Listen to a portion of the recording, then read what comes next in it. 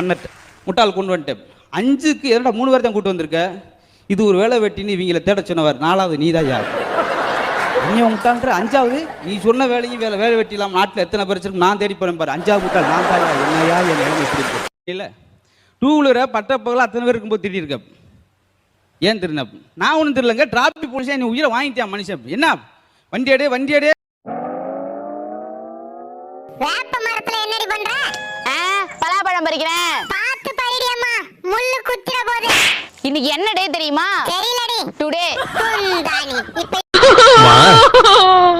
என்ன நடந்தது? யார் அவமானப்படுத்தினாங்க? நம்ம மீன் இல்லைங்க, அவ அக்காக்கு மனைவியான்னு சொல்லி பாட்டு கொடுத்தா.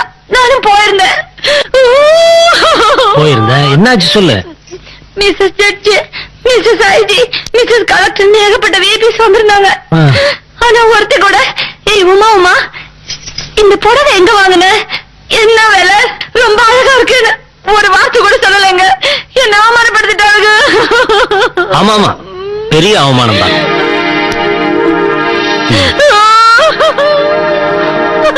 பையன் பெரிய ராசிகார பையன். இவன் வந்ததுக்கு அப்புறம் 15 எரும மாடே வாங்கினேன். ஏமான பெத்த பின்ன எருமாடை தாண்டா வாங்க முடியும். எனக்கெல்லாம் ஒரு பிரச்சனை வந்துச்சுன்னு நினைச்சுக்கோய, அன்னைக்கே மறந்துடுவேன்.